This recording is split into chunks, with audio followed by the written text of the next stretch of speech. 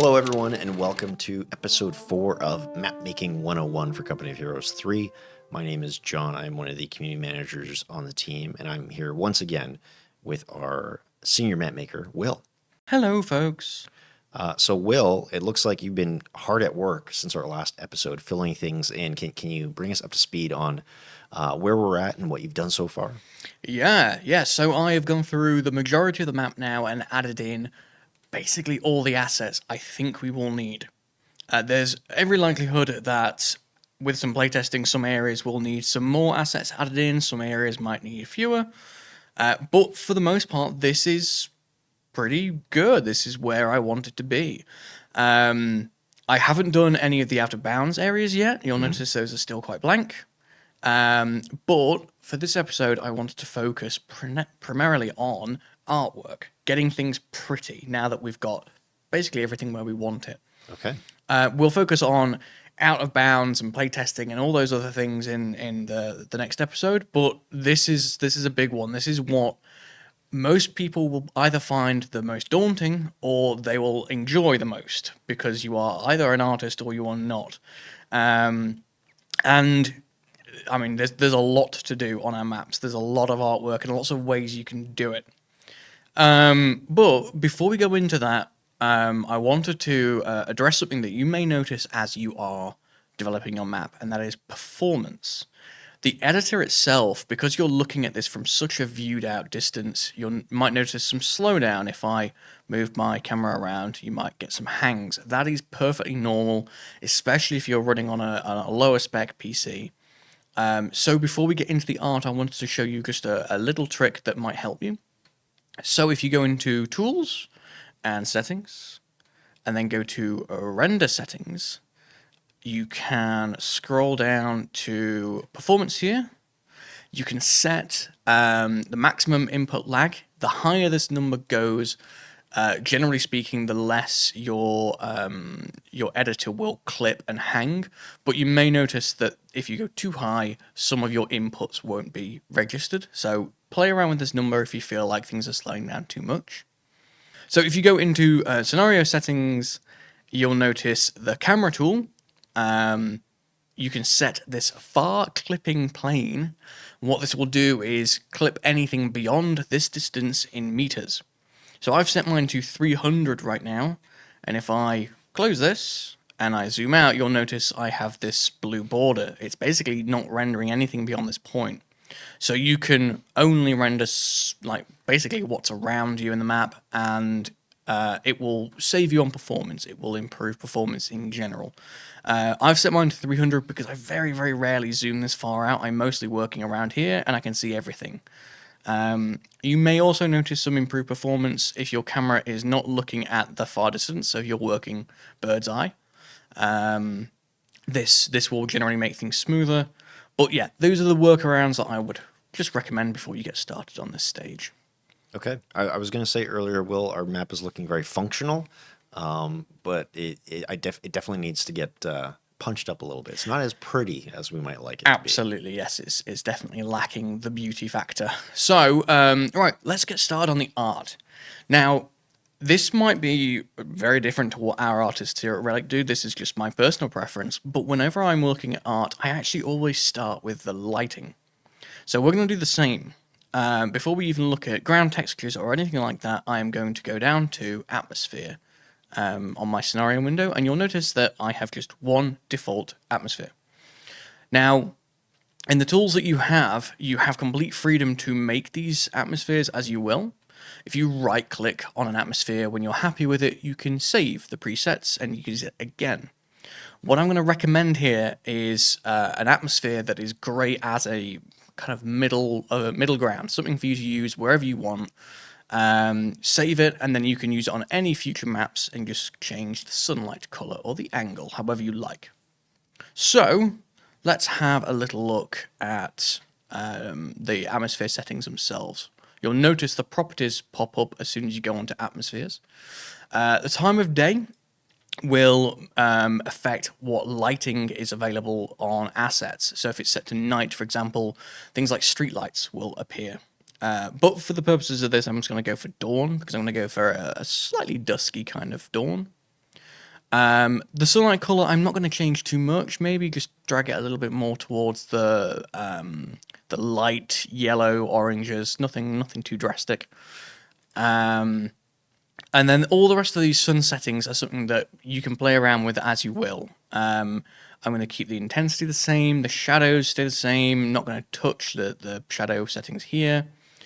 Orbit, though, is one of the most important. The orbit is what direction is the sun in the Right. sky. Now, if you want really dramatic lighting effects, you ideally want the sun to be to the top of your screen and the shadows being cast towards you. This usually causes all the bumps in our textures to be more prominent. It's what we call the normals. And if you wanted to have a brighter map, then you have the sun further away from you. So the sun would be behind you in this case, and you wouldn't see much shadows at all. So if you're doing, say, an Africa map, then this might be more ideal. Whereas if you're doing something that's a bit moodier, this might be more ideal. But bear in mind, this will also stay rigid regardless of what your camera angle is. So the reason why I wanted you to set your camera angle early, not just for visibility, is so that you can lock in what you want your lighting to look like. So if I reset my camera, this is what I wanted my gameplay camera to look like. So this lighting will not move regardless of how I move my camera. It will stay fixed. So make sure you are happy with your camera angle before you set your light angle. Is there like a good standard practice for where we set the orbit of our light source, or is it just kind of preference for the map maker? It is personal preference, but you may notice on most of Relic's maps, we do tend to have the sun towards the top. So we like the shadows being cast towards you just because it looks more dramatic. Okay. The angle as well will affect the height of the sun in the sky, or at least the light in the sky. So making the angle shallower will make those shadows longer, or even impossibly dark because the sun is gone. So if you wanted to have a really dramatic dawn map, then you want a really low angle. And then the higher you go, the brighter the map will get, the smaller those shadows will get. And that's just, you can do it completely personal preference. I'm personally going to go for about 31. I think this is just a nice generic, and you can change it however you want. Right, let's have a look at some of the other settings. I'm not going to go through every setting because honestly, I don't know what some of them do. But I'm going to show you the ones that will make a nice, healthy, very usable atmosphere for most maps. Right, the ambient map. This is an odd one. This actually changes the way that lighting affects your assets like buildings, but it will also affect your reflections. So if I were to go for, say, countryside Italy, very nice. If I go and have a look at my windows, this is what is being reflected in it. It's just a nice blue sky. If I were to go for something like Bay City Grey, it will tone down all the colours and the reflections will also be pretty grey and dismal. So I want to have something that's nice and summery, something that's bright. So let's not go there. Let's go for Field Harvest. Why not? Yellowy looks quite nice, but maybe could be brighter. Let's go for Italy Light Countryside. Yeah, lovely. Cool blues, nice and bright. Mm-hmm. There we go. Perfect. Right. Ambient light orbit relative to sunlight orbit isn't something you have to have on. It makes very little difference, but on the generics that I've got, I have it turned off. I'm not going to touch anything else from here, but I will mention wind. Now, wind is going to come in as soon as we get to the last stages. Once we put water and smoke and blowing leaflets and that sort of thing in here. So keep in mind that wind will affect, in the same way that sunlight angle does, it will blow things across the map back or forth, whichever direction you choose.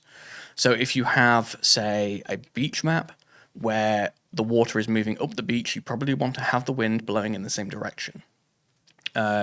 We also tend to use wind direction to help direct you in a certain location. So if I have, say, my players over here, like I do, I might have smoke moving to the left. So that if a player encounters a fire that's been set in the map, like say a crater that's got some smoke burning in it, the smoke is leading you towards the center of the map. It's just a very subtle way of guiding the player's eye. Interesting, because I've heard of how, and obviously seen in a lot of games, how designers will use light to guide a player towards a certain object or a certain doorway or something. So is smoke the RTS version of that? Yeah, I mean, we've used loads of different things. Monte Carlo is a perfect example of where we've done this. So we draw the eye towards the very center of the Monte Carlo map using light. But similarly, like I said, we do use smoke, we will use leaflets, we will even use wrecked vehicles to draw your eye towards a certain direction. Very cool. We've even used some more subtle things, harder to read on an RTS, like signposts on our streets. You may see arrows on some street posts, so they're kind of guiding you towards a certain location. But on an RTS, I mean, they're so tiny you may never notice them, but it's just a little detail that's there. Right. So the only other things that are very, very important that you'll need to make sure you add before you start playtesting this is going a little bit further down at the bottom. And we want Fog of War. So the Fog of War, by default, is pretty dark. I like mine a little darker. The Fog of War color also a little darker.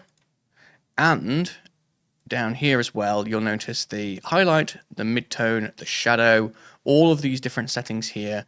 I'm just going to move these a little bit more towards the darker side by changing this value here. You can play around with these however you like, but generally speaking, I like my Fog of War to be pretty dark so I can tell the difference. This will take some playtesting, that's absolutely fine. But you may notice on the default atmosphere, the one that automatically loads up with a new map, that you can barely tell the difference between the Fog of War, where it ends and where it begins. So do this as you will. You can change these to suit whatever you want. If you want a really, really dark and moody map, make these even darker. You don't want them to be pitch black because we want to be able to see some of the details in the Fog of War, but that's entirely up to you. The good news about art is it's very, very freeing. You can play around with things however you like. You can make it look basically how you choose to. Is there a way for us to test fog here, or do we have to do that in-game? There is, actually, yeah. So over here on the scenario, you will notice this little button up top. This is Fog of War mode. If I select this, that is what my Fog of War will look like at the moment. So where I move my cursor, it reveals it for me. And as you can see, it looks nice and dark by comparison. Okay, yeah, that's really handy. But I still would recommend, more than anything, to just go and test it in-game. Just see how it looks with the default camera, with the actual playable units line of sight, like a scout squad, for example, has a greater line of sight. Just see how it looks, how it feels. But that's just to get you started. The visibility of the map will change completely once we start adding in tiles, which will be in a moment. The tiles will be the ground textures, and depending on what colors you go for, will make the map lighter or darker. At the moment, we're working with a very neutral gray, and as soon as we start adding things like grasses in there, it might draw it more towards the dark side, so we might want our Fog of War to be a little lighter. But we'll see. Anyway, last but not least, is our Luts. So when you select Luts, you'll have a variety to choose from. It should automatically take you towards the data, art, scenarios, textures location, but just in case it doesn't, I will leave this up on screen for a second so you can find it. But all of these are the unit lighting. So we use these to make our units stand out from our maps. You may have already thought, if the sun is towards the top of my screen and it's casting shadows towards the bottom, won't all of my infantry and vehicles be in shadow? Because I'm looking at the dark side of all of my map assets. That's what LUTs are for. It makes them stand out even though they should technically be the darkest things on the map. So we have a load of these that are already named after maps that we've already done. So if you see some of the missions that you like, feel free to copy them. For example, if you like Ortona being really dark and smoky and fiery, then use that LUTs. If you prefer, say, Salerno from the campaign, then that's also a good option. So there's loads to choose from here. We also have a load of debugs. We have some test ones. Monte Carlos is here as well for those who are interested. I already had some questions asking how we can get our units to look like they do in Monte Carlo. There it is. So you want to set that in both of these. This is the overall scene, and this is the units. Okay, is that all clear? I feel It like is crystal. Yeah. that's a lot of information to start off with. So hopefully people are still awake. Yeah. Just sounds like I need to play around with it till I find what works. Very much so. Yeah, it's all about experimentation. Do a Bob Ross with this sort of thing. It doesn't matter if you make mistakes. Okay. It is just entirely there for you to play around with. Right.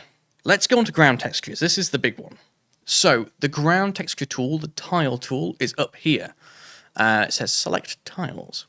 When I click on that, you will have this tile will be the only tile that's visible. You may notice as well I've changed my layout a little bit for this, so I have painter in the top and properties in the bottom, which will become apparent very soon. This painter tool, this is the one you'll have to begin with, which is just the design metrics. I have gone ahead and added a few that I wanted to use, but I'm going to show you how to add your own textures first because you won't have these here. To add a texture, you go down to tiles. So this is at the very, very bottom of your scenario list, all your layers. And in tile, you right click, you hit add. And in properties, it will ask you for a blueprint. So you can choose anything here. Let's say, for example, I'm going to go for urban, and I'm going to go for cobbles 01. There we go. So that will have added in my tile list cobbles 01, which is lovely. And if I select that, and I zoom in a little bit, with every right click, I will be painting in some cobbles. Easy peasy. Looks great. Love it. I think this is done. Yeah, we're done here. I'm just going to get rid of these, though, because I have something I wanted to show you, just an old method of mine. I'm going to create a palette. Now, if you don't paint, then that's absolutely fine, but a palette, especially if you're working with, say, oil paints, is a nice place to blend your colors before you get started. So I'm going to choose a nice open location. I'm going to choose the middle of this field, and I'm going to play around with the textures that I have. But what I recommend for you is to do the same thing and add new textures to this palette until you're happy with what you've got. So let's say, for example, I have this grass here. This is Grass Rocks 01 Brown Patchy. And then I'm going to grab another one. So I grabbed Field Mixed 01, and I'm going to place it next to it. So you'll notice that there are some similarities, the lighter brown here and the lighter green-brown in the cracks and crevices here. So they go quite nicely together. Mm-hmm. If I get the next one, which is Grass Dirt Patchy 03, this one is a lot darker. Ooh, sorry, the browns are deeper, redder. The grass itself is also a little bit yellower, orangey, but it's not so bad. Yeah. I'm going to also get a dirt color, so dirt light. This is way, way lighter. I've got dirt on stone, which is pretty similar to this dirt, but with some more details in it.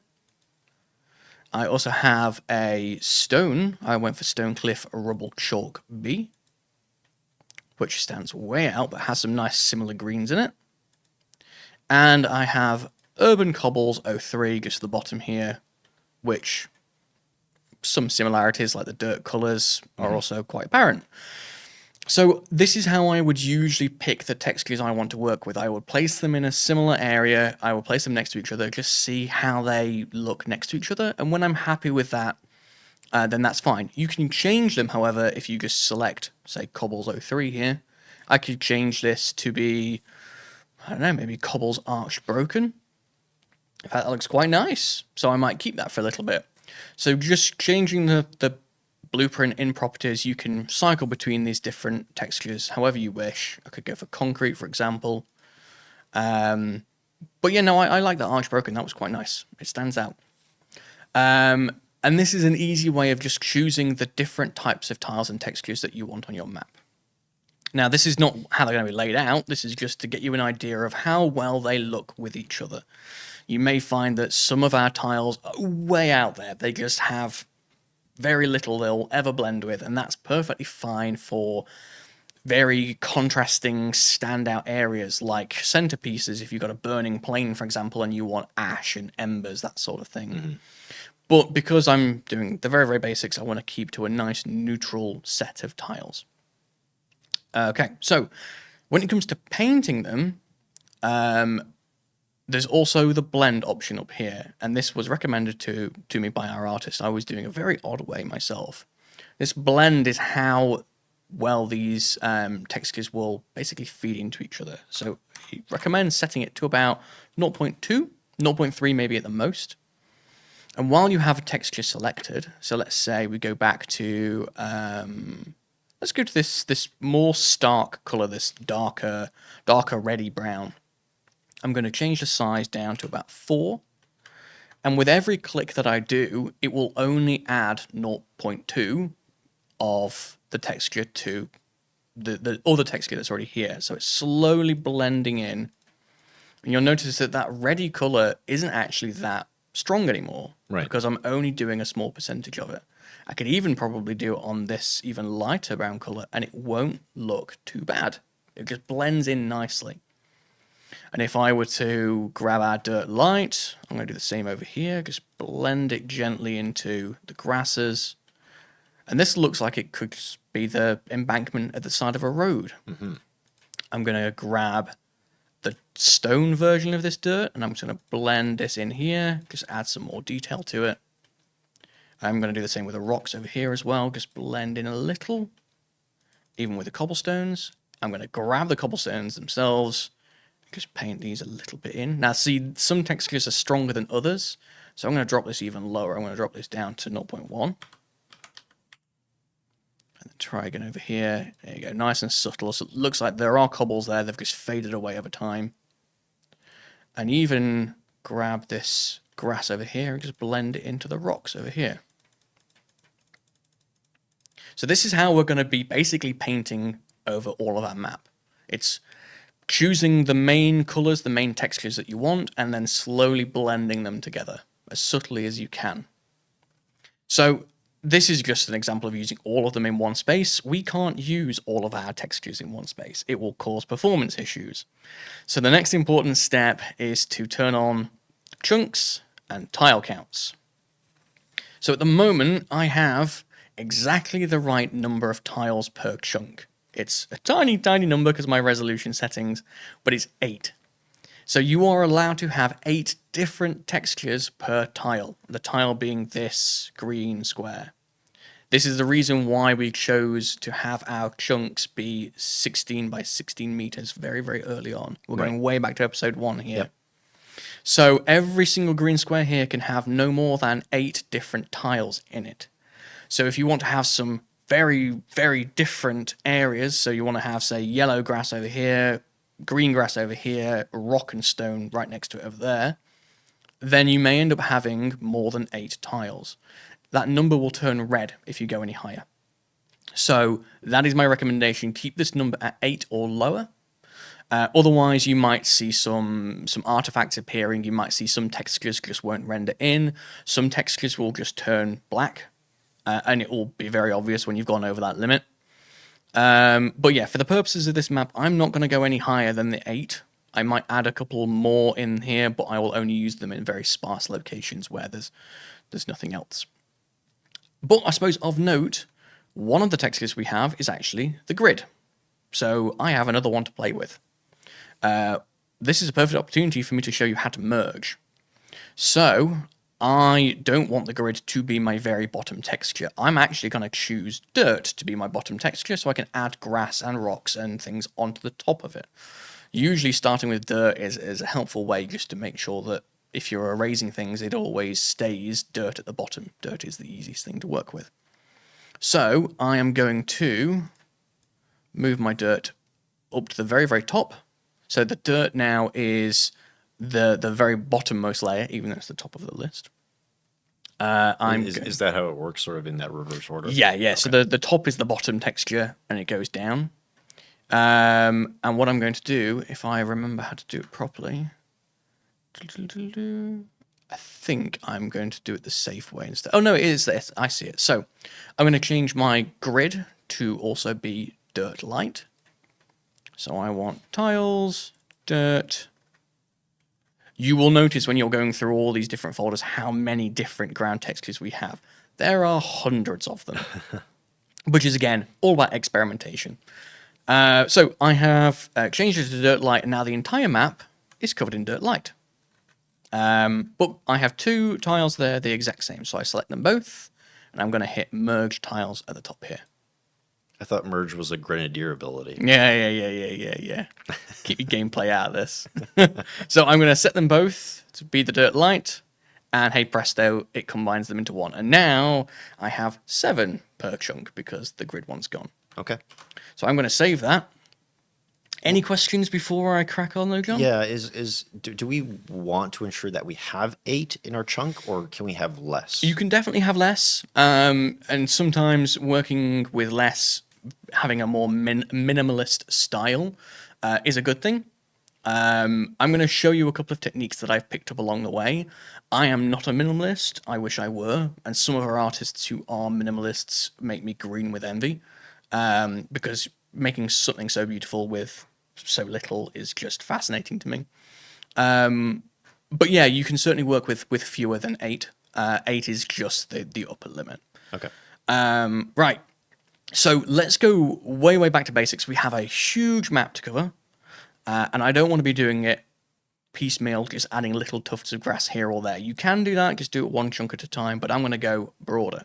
So what I'm going to do is turn the blend off. I'm going to go all the way up to 1. So when I paint something in, it comes in just perfectly splattered, and there's no blending between the 2 layers, the dirt and the grass. What I'm going to do is increase my brush size. So I'm going to go to something like 30, nice and big. Mm-hmm. And I'm going to cover all the areas I want grass with grass. So I'm just going to cover all these areas up. This is also going to have grass on it, all over here. So what I'm basically doing is just stubbing in the colours that I want in certain areas, and then I will blend in the other tiles later. This just helps me get an idea of where the different biomes are. Now, my map only has, I suppose, 2, maybe 3 biomes at most. By biome, I mean the kind of environment that I'm working with. Mm-hmm. So the middle is rural, the north is urban, and the south I might make rocky, marshy, sort of, right, something like that. Would it be worth sort of matching biomes to specific sectors or points?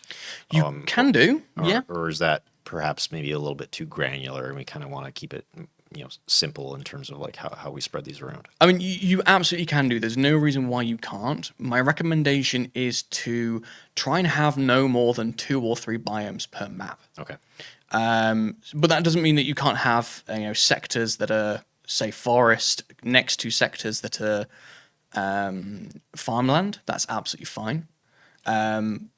But yeah, try and keep it to 2 or 3 biomes per map, just so that you don't have too much contrast, really. You don't want to have maps that don't look like they blend together very well. It's very, very easy to go over the top on your first maps in particular. So make it easier for yourself. Just choose 2 or 3 biomes that you like and stick to them.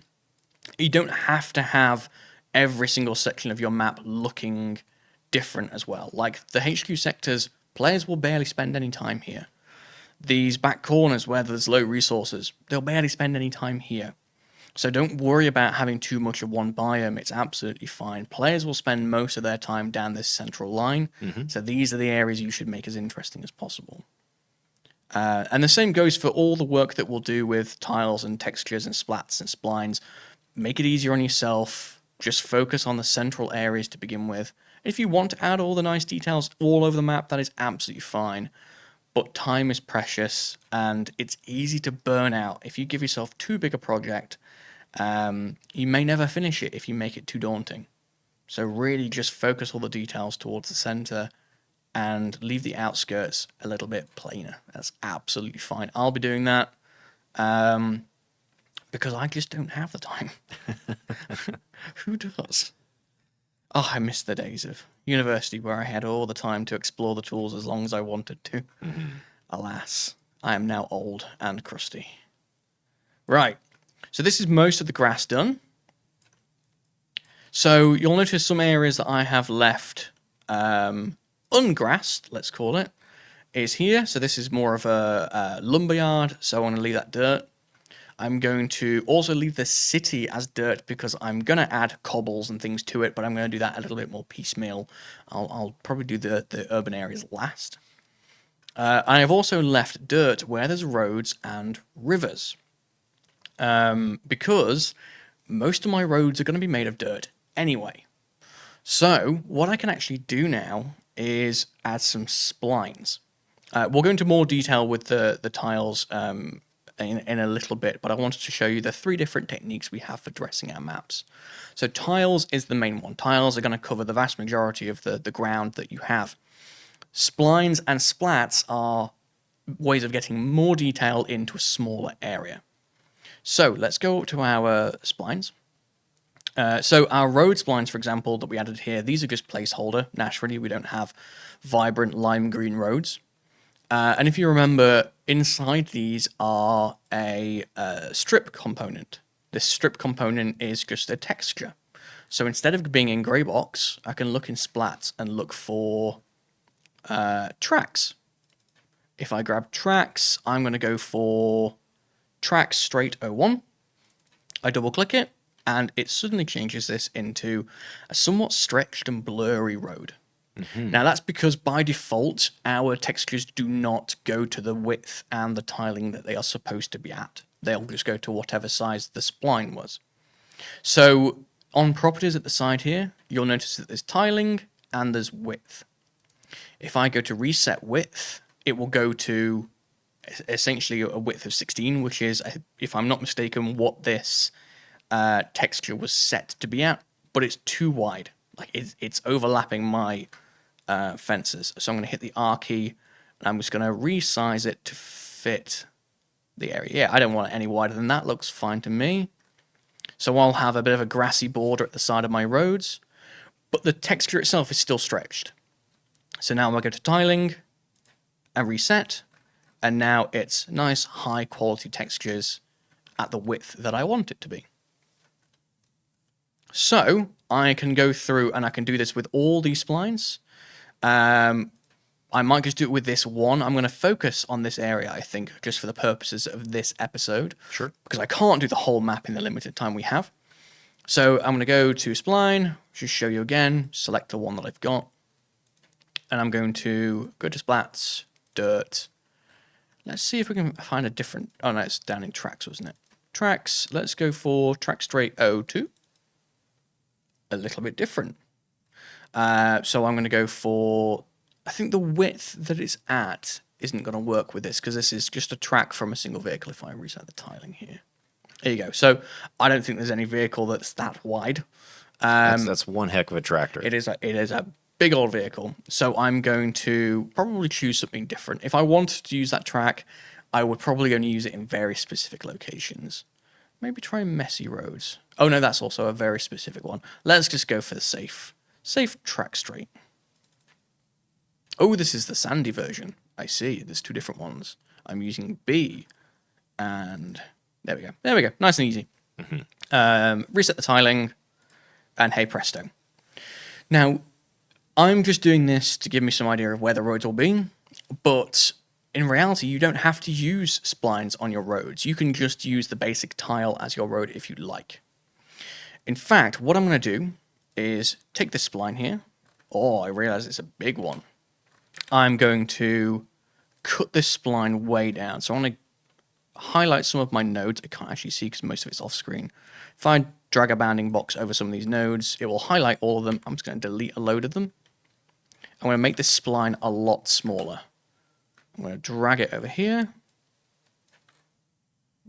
Go, make it even smaller again. So what I want to do is make this into just a small section of road.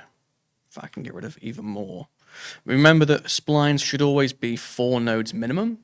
If you go smaller than 4 nodes, you may crash the editor, so be cautious of that. Right, so this is now a much smaller section, and what I'm going to do is refine this to be something specific. Sometimes these artifacts appear, don't worry about them, they just happen from time to time. They will not be there permanently, they will disappear. So, you may notice that this spline has some pretty hard edges at the ends.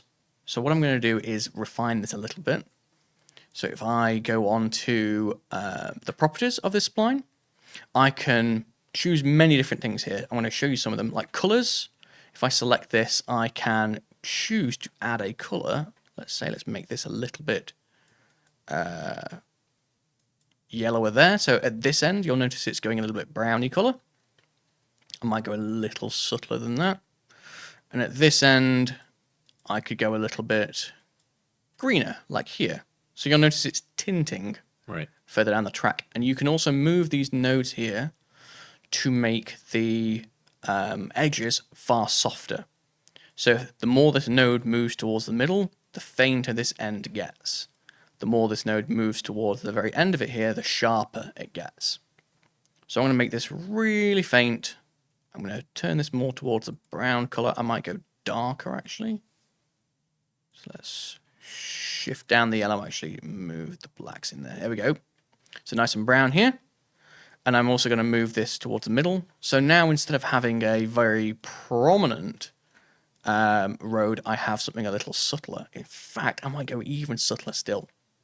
If I select both of these nodes at the same time by holding Control, I'm going to make them a little more transparent. I need to move this up. Here we go. And I'm going to move the alpha channel and make these more transparent. The lower I go, the less visible they will be.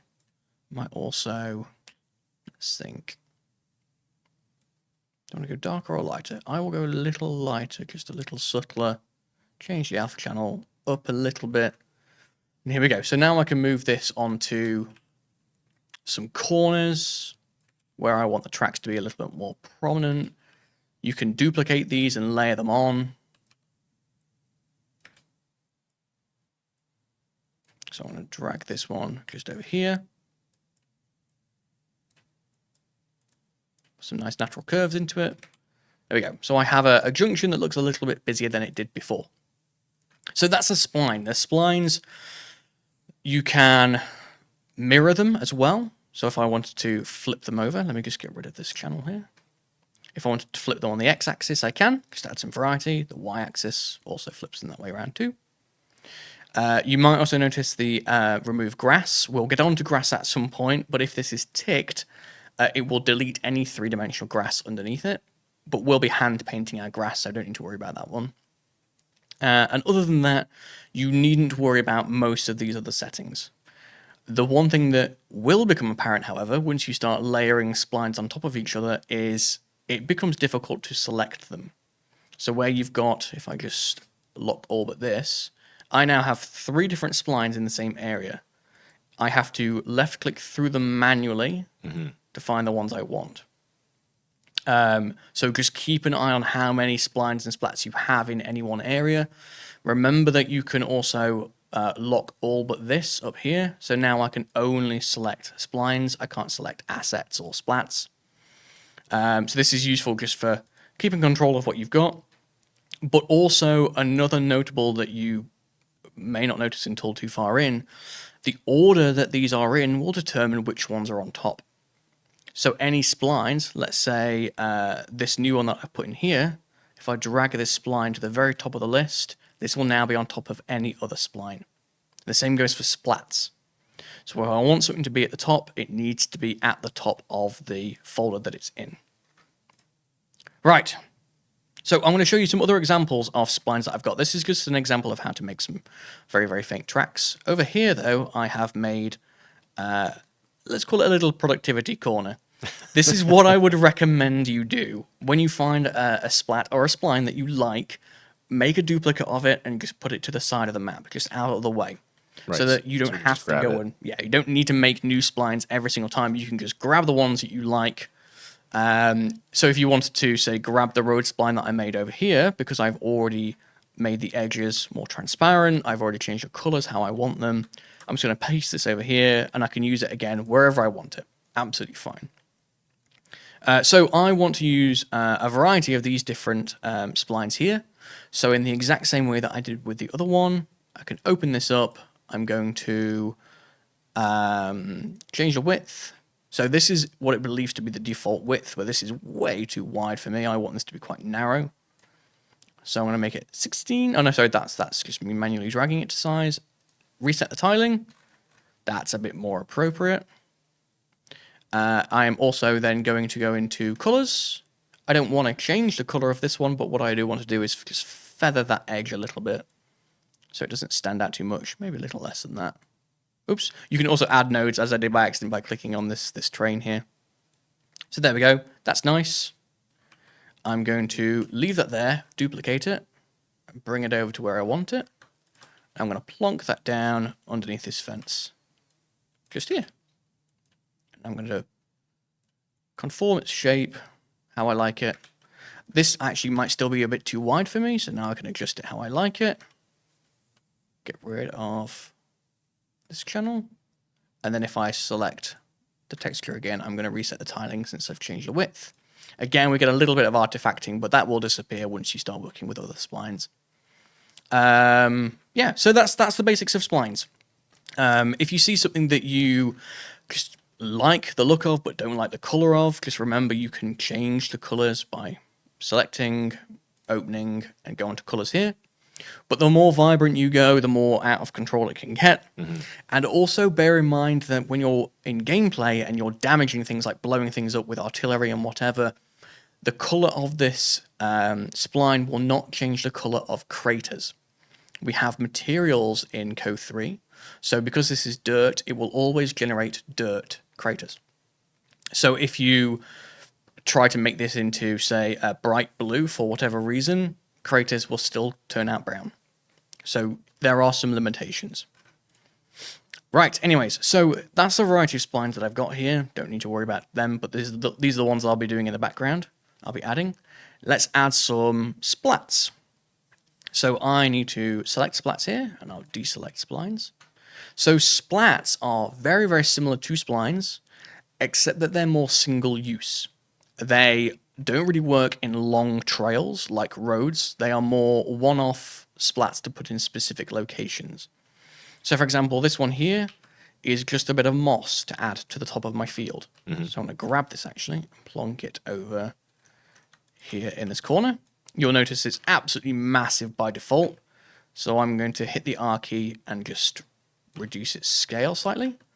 The good thing about splats is you don't need to constantly change the tiling. The tiling automatically updates as you go, as you rescale them. So I'm going to grab another one of these and plonk it in this corner over here.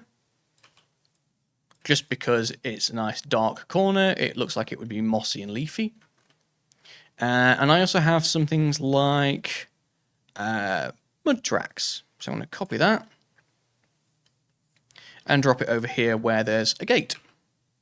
It's too wide for the gate, so let's just reduce its size down. And in the same way that we do with our splines, you can also change the opacity of these. So just go into color. I want to change the alpha channel and make it a little bit more transparent. And I might also make it a little darker, so it's more of a brown mud rather than a pale dried mud. There you go, easy peasy. So these work very much like splines, but they're one and done. Mm-hmm. You plant them wherever you want. You rotate them like they're assets. Yeah, and some other little tips and tricks. We use splats a lot for what we call grounding. Grounding is a way to make assets look like they belong on the map. So these three, for example, I'm going to just duplicate them actually so I can put them together. These three styles, we have leaflets, we have gravel, and we have wood debris, are very useful for helping us to ground some things together. So I'm going to move these leaflets down to a more human size. And same with the gravel, drop them in size over here. So together, this just looks like a little cluster of dirt. But this is perfect to go underneath capture points, like this one. So if I plant them here, what I'm going to do is get rid of this now. I don't think I need it. There we go. So now this capture point just looks like it blends more into the terrain. It's got ammo boxes made of wood, so I put some wood splinters underneath it. So this makes it, or helps it stand out from the area around it. The leaflets might look more appropriate in an urban area, for example, where there's broken open suitcases or trunks, that sort of thing. But this is a nice way of helping us ground. Same with like rocks, having gravel or small stones underneath rocks helps ground them into the terrain around you. Right, so that's our splats, our splines, and we've done the basics of our tiles. What I'm going to do just for the remaining 10 minutes or so, while maybe John has some questions, I'm going to just paint this field. Yeah, I was gonna ask, like, if I imagine we have a whole bunch of different types of splats that we can utilize to try and like punch up some of those capture points or some of the just the points of interest in general on the map. Do you have any favorite examples of splats that we could use for that type of thing? Yeah, so mostly the debris folder will have loads of variants of things like wooden splinters, stone shards, that sort Okay. of thing. So there's detritus as well. But honestly, there are so many I couldn't give you any names off the top of my head. Yeah. It is all about just exploring and finding some for yourselves. You Hmm. will find what you like, hopefully, pretty quickly. Okay. I'm just going to go in and start blending some of these edges in. I want to have a nice dirt path through here that links through to the other side. Yeah. And I know, Will, you always say that you're not an artist. However, the attention to detail and all of everything that you're adding here already is just blowing my mind. Um, so I just want that on the record. Thank you very much. Yeah, no, art is one of those things that I always wish I were good at, and I see actual artists do their work and think, oh, well, this is never going to happen. But But again, I get why this is often a collaborative process, internally here at the studio where you do the bulk of the work on the map, and then we'll have an artist come in and kind of punch it up after the fact, right? yeah, very much so. Yeah, it's all collaboration, and honestly, it's a good reason for us to take a break from our own maps. Like if I'm working on just one map at a time, and I end up spending 8-9 hours a day with it, I will probably end up not seeing enough detail anymore. Things will start blurring together. Hmm. I will just not see enough of the details that I've put work into because I'm looking at it for too long. It is nice to take a break from things. Oh, wrong texture. Get rid of that one. It's nice to take a break from things sometimes just so that you can look back and reflect. So I would recommend for our users as well, if you are working on several maps at once, that is not a bad thing. You don't want to necessarily be in a situation where you don't finish projects, but having a break and trying something different is a nice way of getting some inspiration back. It's Yeah. not a bad thing at all. And I imagine, aside from looking at, the official relic maps that are in the game, I imagine it would be very helpful to look at other workshop maps as well to sort of get inspiration. Oh, absolutely. Yeah, you really should. Everyone has their own different art style. I learnt my style just from reverse engineering relics maps in the first place. Hmm. And you may find that that works for you. Open up our maps, see how we did it, see if you can take layers out and redo them yourselves. You may be the kind of person that comes into this with the talent already to just know exactly what you want and how you're going to do it. And that is, I mean, lucky you.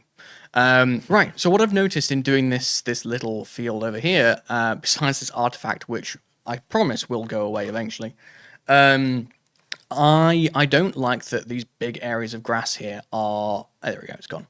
These big areas of grass here look a little bit too tiled. Like Hmm. it's too similar. So I'm going to add a new tile. Since I went down to 7 when I got rid of the grid, I can afford to. So what I'm going to do is look for another grass. I want to maybe add something like clover. Let's see how this looks. Again, this is experimentation, so this might not work. But the good thing is if I paint this into the maps, or you see this green is very, very vibrant, it doesn't really work well with the greens I've already got. What I'm going to do though is just paint it in chunks as if I were keeping it. I want to paint it where I would want this. So a little bit over here as well. Oh, right. So you can paint it in, and then we can swap it And then we with, can with swap different it. one. Yeah, Right. Yeah, I see exactly. how So it I'm going to works. do Yeah. the work already. There we go. Looks nice. Just the wrong color. And I'm going to go through here and just change which texture it is. This is a nice, easy way of seeing things. Because even though we do have a little window here to show you the basics, sometimes it's just easy to see things on your map. So I could go for the darker green with some plants in it. Looks quite pretty. That was the same one. Bit of lavender. Very nice. Bit too bright, but again, it's that dark green doesn't really work for me. So let's go for I'll have a look through maybe a dry grass. Texture's a little flat. Yeah, a little too much maybe. So let's go for a little too red, maybe. Ooh, now we're talking. Now we're getting closer and closer to what I've got here. That's fine with me. So perhaps a little too dry. So this is just experimentation. You know, it will take you a very long time to learn all the different textures. I've been on this project now for, and this is my 4th year, and I am in no way close to learning what all these are. Otherwise, I'll be able to do this first time for you. That's the same texture that we've already got. Trying to think if there's. Let's go for maybe. Oh no, already done that one. I need to go down to the bottom of the list. Maybe like a rocky one. Ooh, that's not too bad. Yeah. Let's see if there's any others in this grass rocks. Yeah, there are. So lovely, perfect. I'm happy with that. I might just do a little bit more blending over here. So this is just an easy way to fill a space. I could add more, splats and splines to this area if I wanted to. I could have a set of tracks running through here. I could add some mud splats if I wanted to, but honestly, you don't have to overdo it. I am going to grab a couple of things from over here that I already had, so I'm going to grab that. I'm going to grab that, and I'm going to grab those stones. Speaking of adding splats and splines, are there any? Okay, because I know you were talking about having the 8 sort of tile textures per chunk. Otherwise, that could affect performance. Is there anything to be concerned about with our splats and splines affecting performance? No, there's not. So you can use them basically to your heart's content. Okay. But there's always a limit in terms of what your hardware can handle. Splats and splines, from what I gather, are quite low stakes. They won't impact performance too much. But yeah, you can basically add as many splats and splines as you like without limitation. Okay, good to know. However, what we've aimed for with Co 3 in particular is to have high enough detailed tiles that you don't need to use too many splats and splines. Whereas if you're used to, say, mapping with Co 1 and Co 2, splats and splines were used everywhere because tiles were sparse by comparison. So if you look through our maps, you'll notice that there's loads of tile work and there's actually relatively few splats and splines by comparison. But that's just the nature of the changes to the engine and how things have shifted over time. I'm going to drop that and I'm going to make it a little darker. Let's go like that. Lovely. Just add some more tracks in here. There you go. Lovely. So doing areas like this one at a time is how I would usually recommend it. It's nice to have a screen full of stuff happening at once and then move on and do another screen's worth. So I might just go back to my splines. I want to get this grassy embankment here. I'm going to add a few more. I could go into more detail, like adding roots and leaves under all the trees to help ground them to the grass. That's the sort of detail I'll do in the background. But yeah, like this is just experimentation. Just find something that works for you. Once you've done it, move on to the next screen and do that one. You could go through and do just one texture across the whole map one at a time, move on to the second texture once the whole map's done. Honestly, I find that daunting. It's hard looking at a map that's so far from unfinished and you just do one thing at a time. Do them in chunks, move on to the next chunk, and you're all good to go.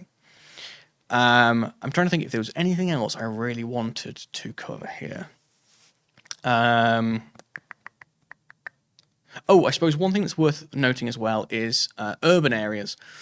Urban areas have more defined hard lines in them. So what I've added here is a spline. This is an asset spline. It's a wall component called Curb 2. There are loads of different curbs in here, but these are very helpful. They look like textures, but they're not. They are actually three-dimensional. These are very helpful for defining hard lines because urban areas tend to have paving that goes up to a certain point and then stops, unlike a field which blends between dirt and grass and mud. Using these hard borders is a very helpful way to kind of distinguish where a place starts and stops. So when you're painting that with your tiles, let's say I grab these cobbles, sorry, Grobble's up here, I might want to turn the feather down. So the feather, if you notice my cursor, it's got 2 circles in it. I believe we talked about this a little bit before with other tools. It's the same principle here. Yeah. So when I'm painting with cobbles, they'll mostly appear in the center, and then they'll blend out into the second circle. If I turn the feather way down, it'll be far harder towards the edge. And that's kind of what you want in some cases, because I want to go up to the edge of this curve and not blend beyond it. Oh, which I did just accidentally do. So I'm just going to paint in this area here. And then now I can go back onto a bit of feather. I can go to the grass, and I might just paint up to the edges. Having some grass blending into the urban areas isn't so bad. Grass does tend to just grow wherever it wants to, so it might end up blending a little bit over. Things like weeds and moss especially then tend to grow over. And then I'm going to just add some... Oh, I got rid of my slope. I'm going to add some rocks to help these blend in. Maybe a little bit too much there.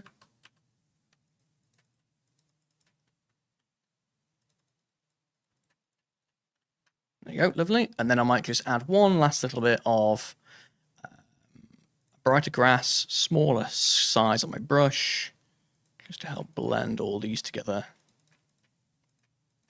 And then I can go in with dirt as well to tone down the cobbles here if I wanted to. Okay, yeah, add some wear and tear. Yeah, just wear and tear. There you go. So having urban areas and rural areas next to each other works perfectly fine, but sometimes it just helps to have those hard borders in there so that the player has a better visual distinction where an urban area ends and where the rural area begins. Otherwise, you can just naturally blend in over time. I would recommend going grass, then dirt, then cobblestone, for example, rather than just grass to cobblestone. Where people walk on cobblestones tends to turn grass to dirt anyway, so having that transition between the three is a good recommendation. But yeah, that is it. That's the basics of art. Obviously, there's a lot more that you'll learn as you go. Experiment with those textures and those tiles. Play around with the splats and splines as much as you want. But don't forget, like, this is art. You may not enjoy art. You may not find that you're very good at art, and that is absolutely fine. Having the basics in there, just having a handful of textures just to help guide the player in the right direction. Having roads that look distinct from fields, for example, is the only thing that's important. But the additional details do really make Company of Heroes games look as good as they do. But yeah, that's it. So the next episode, we're going to go on to the very finishing touches. So in the meantime, I'm going to go and paint this entire map using just the techniques that we've covered here. But then in the last episode, we'll cover things like the out of bounds, vistas, camera mesh, 3D grass, and finally, the water. We're going to add our river in. Okay. But yeah, that's it from me, I think. Okay, amazing. So you heard it, folks. Our professor is telling us to go and paint some happy patches of grass, and we will be back next time to finish up our map. Thanks so much, Will, and thanks everyone for watching. As always, links for everything are going to be in the video description, along with the link to the Modding Knowledge Hub, where you can find some more handy guides. And until next time, take care. Thanks, folks.